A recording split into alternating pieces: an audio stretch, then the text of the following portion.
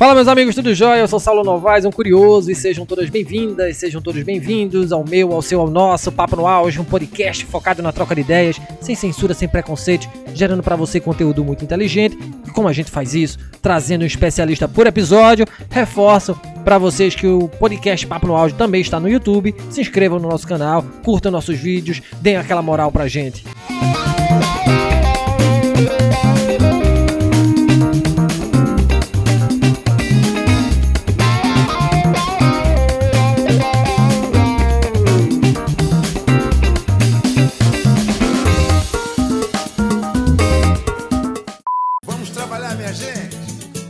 O trabalho sempre fez parte da vida dos seres humanos. Foi através dele que as civilizações conseguiram se desenvolver.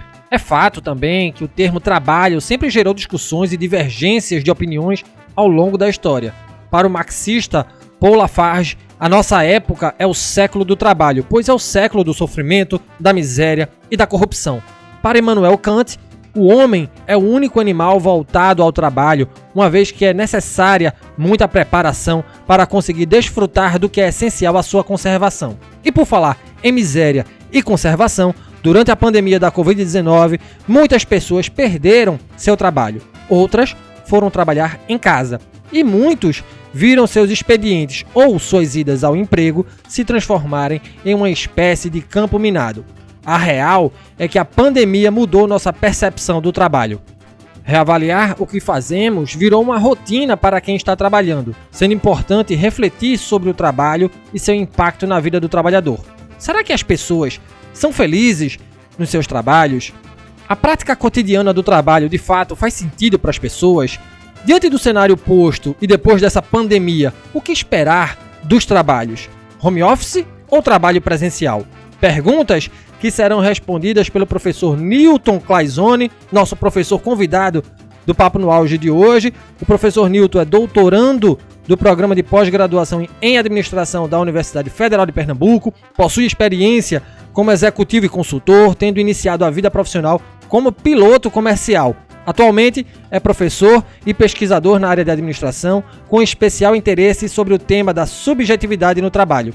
E seja muito bem-vindo, professor Newton, um grande prazer tê-lo aqui em nosso podcast, falando sobre um tema que a mim é muito caro e tenho certeza que vai ser de muita utilidade para os nossos ouvintes. De pronto, curiosidades profissionais sobre os seus trabalhos. Você foi piloto comercial, passou pela área de consultoria e pela gerência executiva e agora desempenha as funções de pesquisador e de professor.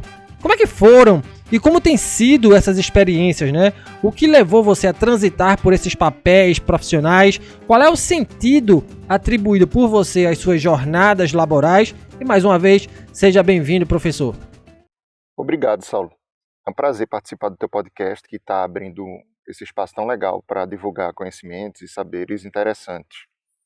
É um prazer e uma responsabilidade que eu vou tentar cumprir da melhor maneira possível. Você mencionou um pouco da minha trajetória profissional. Eu realmente, vivi muitas carreiras, né? Em cada uma delas eu experimentei e aprendi bastante. E também foi bom conhecer muitas pessoas diferentes, algumas que se tornaram amigas, me ensinaram muita coisa.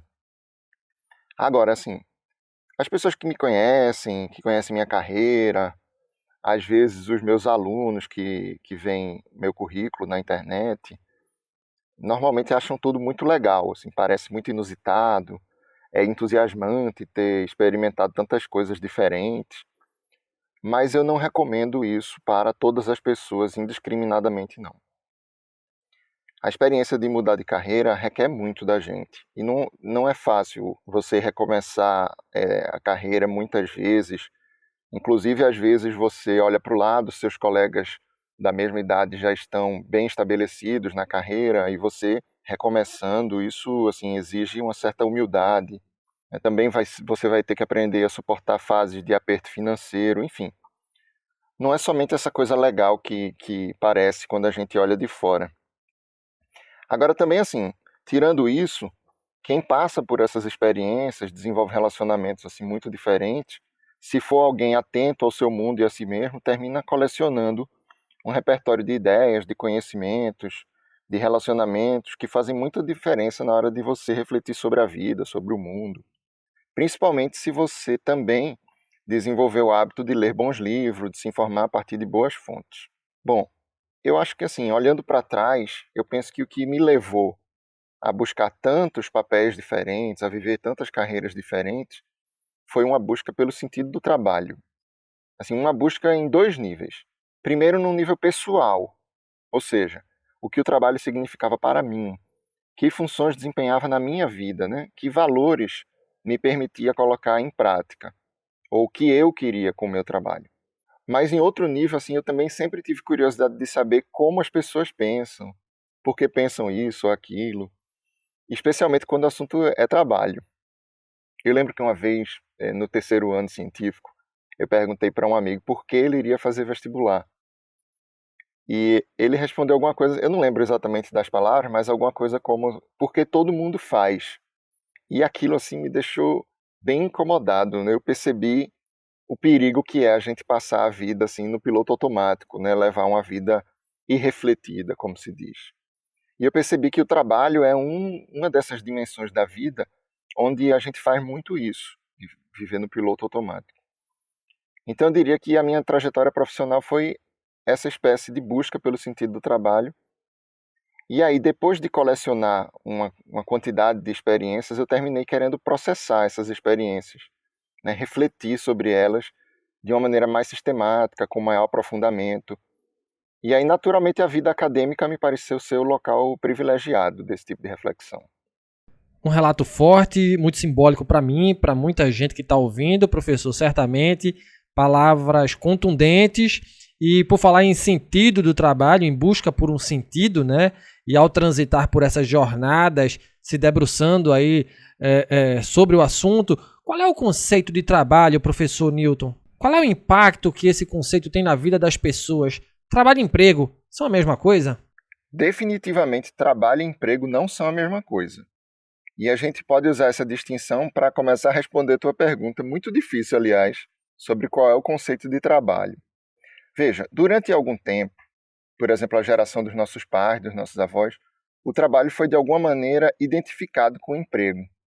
Porque a maior parte das pessoas, ou grande parte das pessoas, experimentava o trabalho dentro de uma relação de emprego. E mesmo para aqueles que não experimentavam o trabalho numa relação de emprego, o emprego representava uma espécie de referência, né, de padrão de comparação. Você pode ver também nas pesquisas acadêmicas, nos livros clássicos, na organização política dos trabalhadores, a relação de emprego ela tinha esse papel de referência. Mas se a gente notar bem, o emprego é uma forma específica de relação de trabalho. E essa forma específica ela é histórica. Ou seja, ao longo da história, houve momentos em que ele não existia ainda, depois passou a existir e pode ser que deixe de existir mais adiante. Aliás, tem muita gente que acredita que a relação de emprego já está com os dias contados.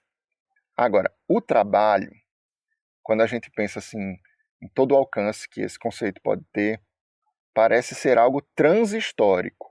Ou seja, mesmo que a gente tenha ao longo do tempo muitas formas diferentes de trabalho, o trabalho em si, nessas diferentes formas, né, sempre está presente. Essa noção de trabalho é tão importante que em todos os tempos, assim, em diferentes campos do pensamento humano, esse tema aparece como tema de reflexão.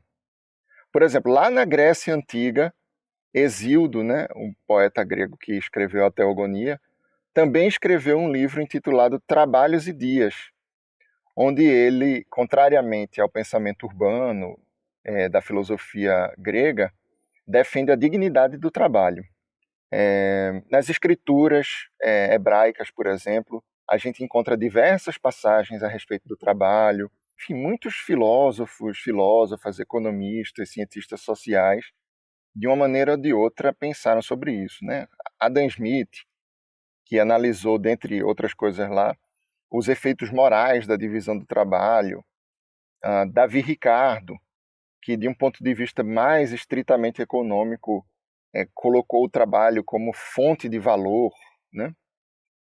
Hegel e Marx, que desenvolveram a noção de autoprodução do ser humano pelo trabalho, problema da alienação.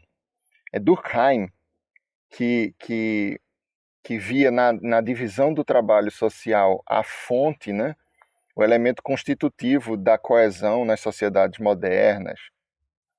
Weber, que analisou como os valores religiosos da Reforma, né, que estavam em circulação na Europa a partir do século XVI, eles produziam efeitos na ética de trabalho e formavam aquilo que ele chamou de o espírito do capitalismo. Enfim, tantas pessoas se interessaram por esse tema. Eu tenho refletido sobre a noção ampliada de trabalho a partir das ideias da pensadora alemã Hannah Arendt. Ela escreveu um livro chamado A Condição Humana. E nesse livro ela sustenta que essa noção ampliada de trabalho, que ela prefere chamar de vida ativa, representa as condições sob as quais a vida humana é possível na Terra. Então, para ela, assim, enquanto houver espécie humana, haverá trabalho. Mas o mais interessante é que ela abre esse conceito de trabalho, a partir dessa noção de vida ativa, para mostrar que isso que a gente chama de trabalho é composto de pelo menos 3 dimensões. Então, existe aí a dimensão do sustento da vida, que a gente poderia chamar de trabalho-labor, uma dimensão de construção do mundo que a gente vive, dos bens duráveis, inclusive das obras de arte, que a gente poderia chamar de trabalho-opus ou trabalho-obra, e a dimensão onde nós nos apresentamos ativamente diante do mundo, né? Onde nós dizemos quem somos, não somente a partir de palavras, mas também dos nossos atos. Ela chama essa última dimensão de ação. Então, trabalho é tudo isso. É essa grande dimensão da vida que está ligada à noção de atividade. E certamente não pode ser reduzida à relação de emprego.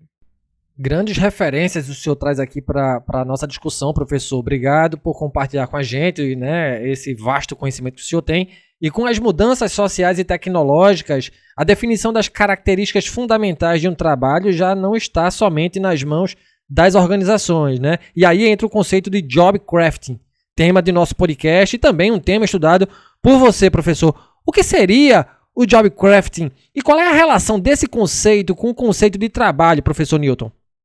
O job crafting é um fenômeno que foi conceituado pelas pesquisadoras Amy Chernyshevsky e Jane Dutton e representa assim as mudanças ou ações proativas, espontâneas que as pessoas fazem para alterar o seu trabalho ou partes do seu trabalho. Esse conceito apareceu durante a pesquisa de doutorado da Amy Chernyshevsky. Ela estava pesquisando como as pessoas podem enxergar seus trabalhos. E ela tinha 3 conceitos diferentes para como as pessoas podem enxergar os seus trabalhos. Como um emprego, uma tarefa, né? E aí a ênfase seria na obrigação, no que tem que fazer. Mas também as pessoas poderiam enxergar seus trabalhos como um degrau numa carreira, e aí a ênfase seria no progresso, no, entre aspas, passar de fase, digamos assim, ou então poderiam enxergar como uma vocação. E aí a ênfase seria na realização pessoal, em encontrar um sentido para o trabalho e até mesmo de integrar esse sentido do trabalho no sentido da sua própria vida. Aí durante a pesquisa dela, ela se deparou com coisas bem interessantes. Por exemplo, ela estava estudando uma equipe de faxineiros de hospital. E aí descobriu que um grupo desses faxineiros faziam várias coisas proibidas pelos manuais de procedimentos. Por exemplo, eles conversavam com pacientes em coma, contavam as novidades, o que estava acontecendo no mundo. Outra coisa que eles faziam era trocar os quadros, né, os quadros das paredes entre os quartos da UTI. E isso era contra as regras do hospital, porque poderia levar os micro-organismos de um doente para o outro, né, do outro quarto. Aí elas perguntaram a esses faxineiros por que eles faziam isso. E eles responderam que era para melhorar o ânimo dos pacientes, para dar a eles uma sensação de progresso, que as coisas estavam andando. Mas as pesquisadoras insistiram, né? para saber por que eles, cuja função, né, cujo job era apenas limpar, queriam fazer isso pelos pacientes. E eles responderam assim, que a missão do hospital é cuidar das pessoas. Então, todo mundo que trabalha no hospital tem a mesma função de cuidar das pessoas. Então, veja, eles reformularam o trabalho deles, não só atribuindo um sentido maior do que somente a limpeza, mas também incluindo tarefas específicas na rotina deles, né? Coisas que não só não estavam previstas, como até que eram expressamente proibidas. Então, job crafting é isso, é essa alteração proativa, espontânea do seu próprio trabalho, tipicamente para acomodar ou construir um sentido para o próprio trabalho e também para construir e afirmar uma identidade profissional. Agora veja, eu estou fazendo essa diferenciação entre sentido e identidade somente por uma questão de clareza, porque tecnicamente a identidade profissional é um sentido, né? Então, o job crafting ele mostra para a gente, dentre outras coisas, como a gente operava com uma noção pequena de trabalho, como se o trabalho realmente pudesse ser reduzido ao emprego, às responsabilidades e às tarefas, né?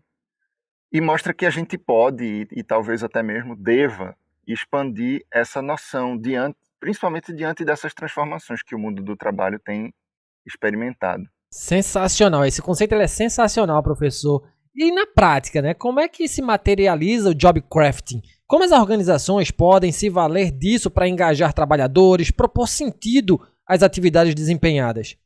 Há muitas formas do job crafting se materializar, mas classicamente foram identificadas as 3 formas fundamentais.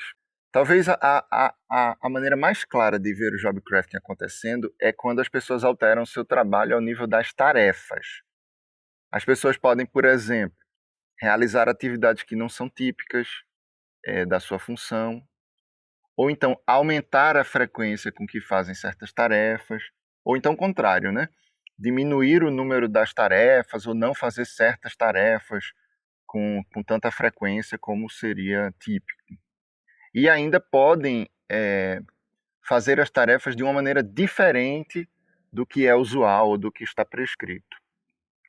Outra maneira de você visualizar o job crafting é no aspecto relacional do trabalho. Ou seja, é possível que as pessoas procurem se aproximar ou se afastar, funcionalmente falando, né, de outras pessoas ou de outros grupos para fazerem os seus trabalhos. Então elas enxergam o trabalho dela mais próximo ou mais distante do trabalho de outras pessoas. Por exemplo, um engenheiro de produto pode buscar atuar de maneira mais próxima ou mais afastada das pessoas de marketing, na medida em que ele identifica o seu próprio trabalho, né, que é projetar os produtos, como alguma coisa mais ou menos relacionada ao entendimento e ao atendimento do consumidor, por exemplo. E vice-versa. Uma pessoa do marketing pode espontaneamente procurar se aproximar dos engenheiros de produto por entender que a função dela é apresentar o produto a partir de questões mais técnicas, em vez de somente baseada naqueles elementos mais afetivos que a gente costuma ver na publicidade. Então, na verdade, talvez o exemplo que as criadoras do Job Crafting dão no artigo delas seja ainda melhor, mais fácil da gente visualizar. Elas contam que alguns enfermeiros em um hospital espontaneamente se aproximavam dos médicos e procuravam discutir com eles os diagnósticos e tratamentos dos pacientes. Esses enfermeiros, eles construíam, né, seu trabalho, a sua identidade profissional, a partir de um entendimento que eles, que passavam mais tempo do que os médicos junto aos pacientes, tinham informações e insights que eram valiosos para tratar esses pacientes. Mas havia, claro, os outros enfermeiros que se relacionavam com os médicos em uma postura menos ativa, né? Mais como executores das diretrizes que os médicos deixavam em cada ronda que faziam visitando os pacientes. Então veja que são 2 maneiras diferentes de ver o seu trabalho, né? De construir sentido sobre o seu trabalho e sobre sua própria identidade profissional. A terceira maneira clássica, digamos assim, de realizar o job crafting é no nível cognitivo, no nível do pensamento. Eu prefiro chamar de nível porque, recentemente, a gente sustentou num artigo que foi publicado no International Journal of Organizational Analysis que a dimensão cognitiva está presente toda vez que o job crafting acontece. Quer ele apareça no nível das tarefas, né, dos relacionamentos, ou não. O nível cognitivo, vamos dizer assim, é aquele que está somente dentro da minha cabeça. É justamente quando eu altero a forma como eu enxergo o meu trabalho e como eu me enxergo no trabalho. Agora, você também perguntou sobre como as organizações podem se valer do job crafting, não é? Esse, para mim, é um tema bem delicado. As autoras originais do conceito dizem que o job crafting não é necessariamente nem bom nem ruim para as organizações. Agora, elas publicaram esse artigo em 2001, né? A origem do conceito é de 2001. E agora já são 20 anos e muita pesquisa boa, interessante, foi feita sobre job crafting.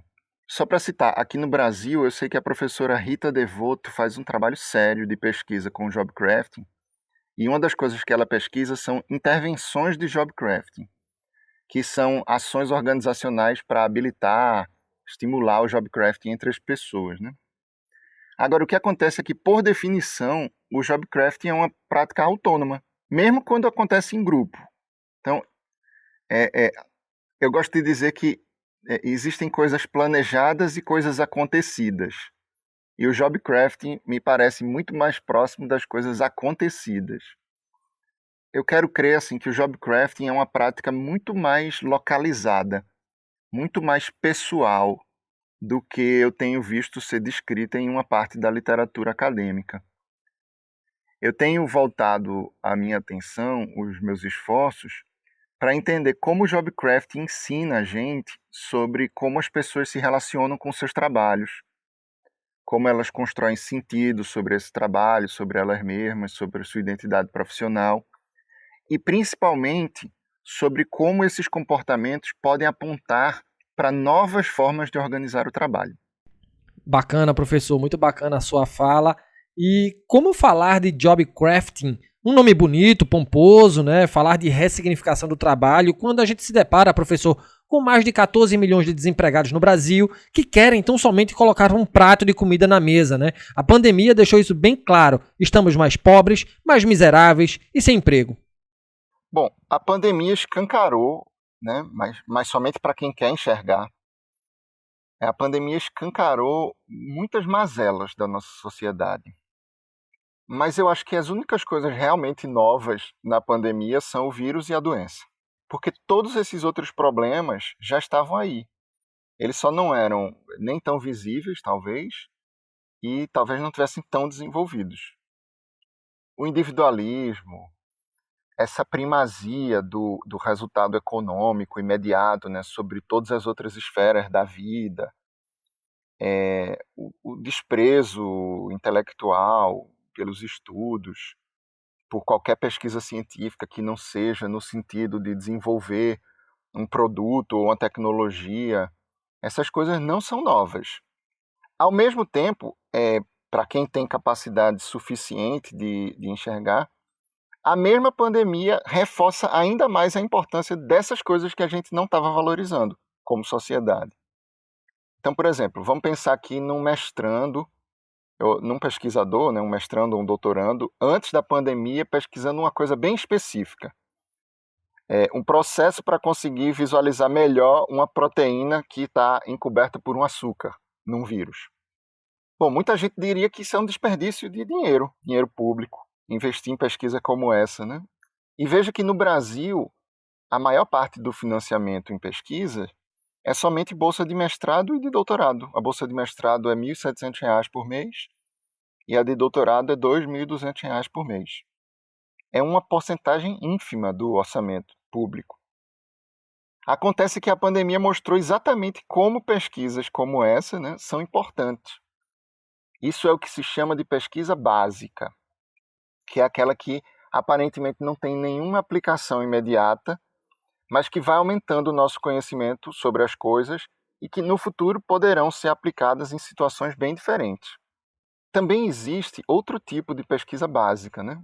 A gente poderia dizer assim, a pesquisa social básica, em que a gente também não consegue ver uma aplicação imediata e mesmo a natureza das aplicações futuras que a gente pode tentar vislumbrar não tem uma finalidade estritamente econômica. Veja só, nem todo conhecimento pode ser transformado em produto, pelo menos não sem desvirtuar alguns desses conhecimentos. Mas isso não significa que esses conhecimentos não sejam importantes. Então, vamos lá, pesquisar relações entre trabalho e subjetividade, o sentido do trabalho, como as pessoas se relacionam com a ideia do trabalho, com seus trabalhos reais, como se organizam espontaneamente, é uma espécie de pesquisa social básica. E sofre, eu diria que até mais, né, daqueles comentários sobre sua suposta e aparente desimportância. Então, não, a gente não vai ler num artigo científico sobre job crafting a solução concreta para o problema do desemprego, da pobreza, né? Porque a pesquisa social não é um manual de como fazer um mundo melhor. E a pesquisa sobre job crafting, como tantas outras pesquisas, é somente uma pecinha nesse quebra-cabeça do conhecimento sobre a relação das pessoas, né? As formas de se organizarem, de se relacionarem consigo mesmas e com seus trabalhos. Professor Newton, em cenários de concorrência cada vez mais acirrada, de tecnologia em êxtase e de automatização de postos de trabalho, há motivos para a preocupação do trabalhador? Porque ao nos depararmos com discursos cada vez mais apocalípticos, né, que dizem que seremos substituídos por robôs, façamos aqui um pretensioso exercício, né? Como é que será o futuro do trabalho? Ou melhor, os futuros. Como podemos imaginar as relações entre trabalhadores e organizações, entre trabalhadores e tecnologia, entre trabalhadores e aprendizagem contínua, entre trabalhadores e vida privada, professor Newton? Saulo, eu queria muito saber responder as perguntas que você me faz. Veja só, eu acho que há sim muitos motivos para a preocupação do trabalhador. Tudo isso que você falou e mais algumas coisas.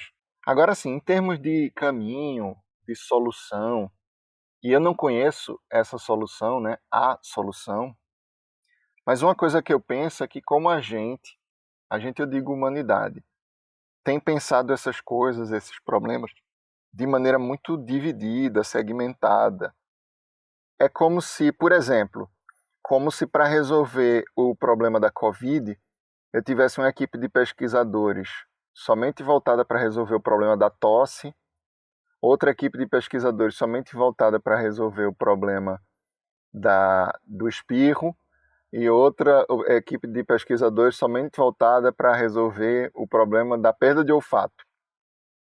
Mas não tivesse ninguém olhando a doença como um todo.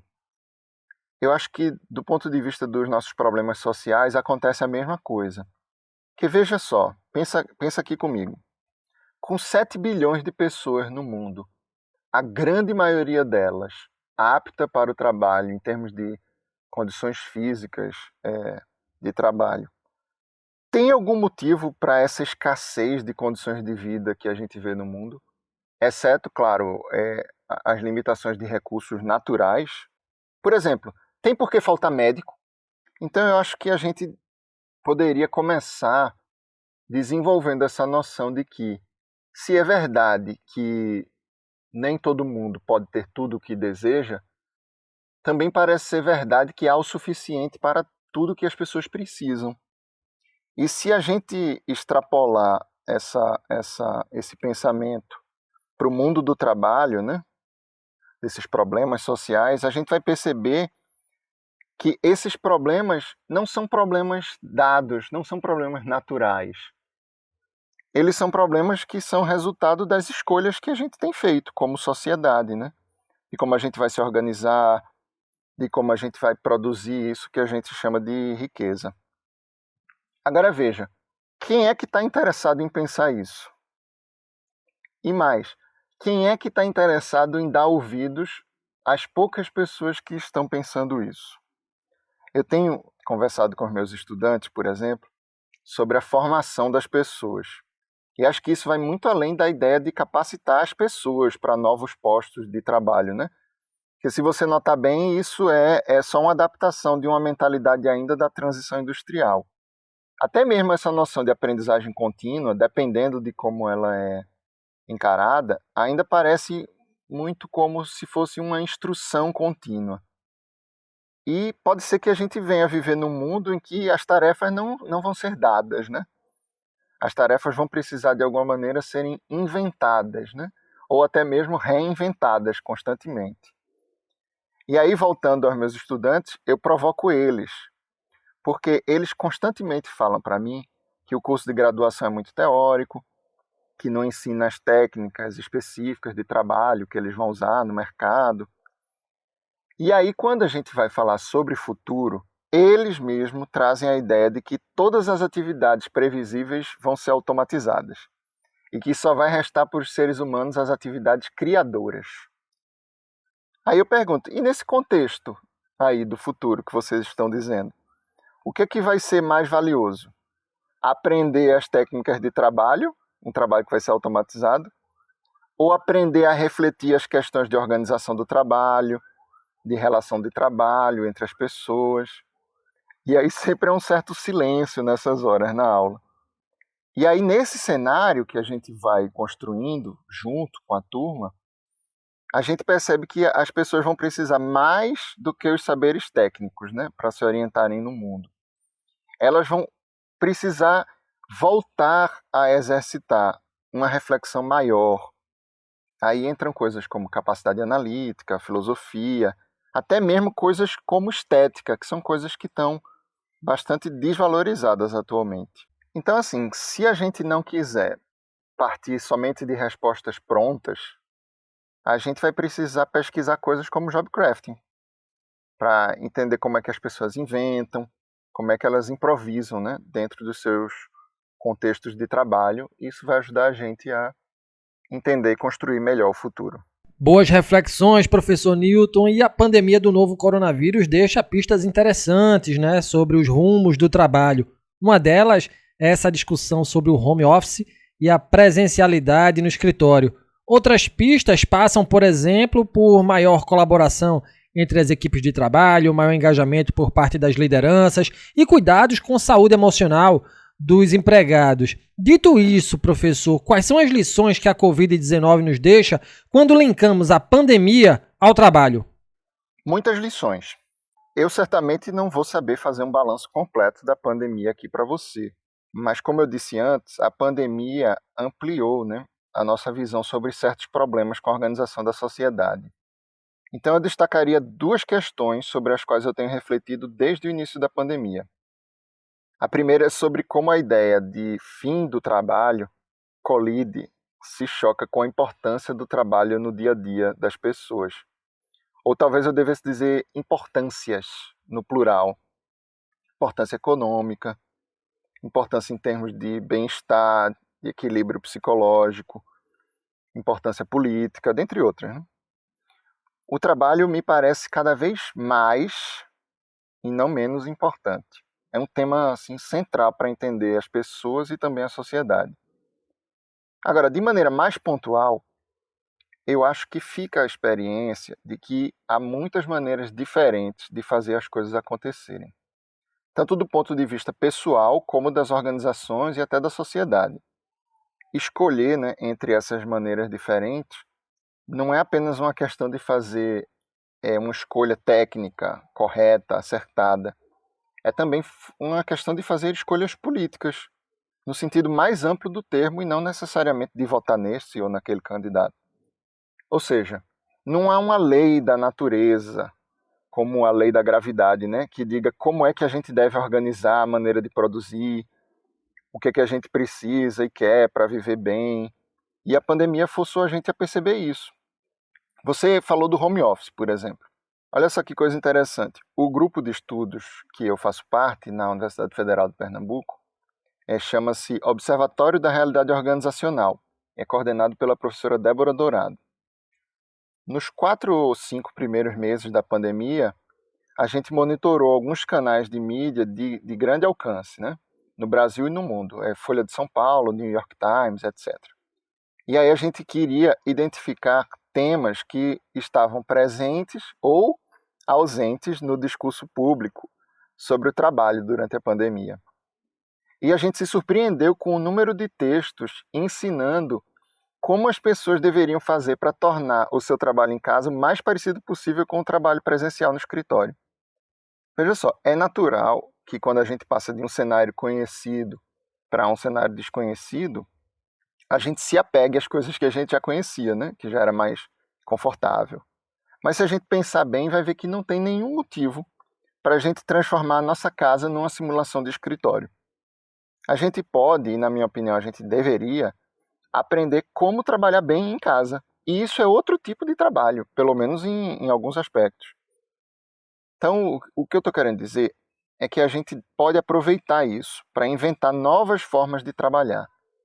E nessa mudança resolver várias coisas, vários problemas que incomodavam a gente antes.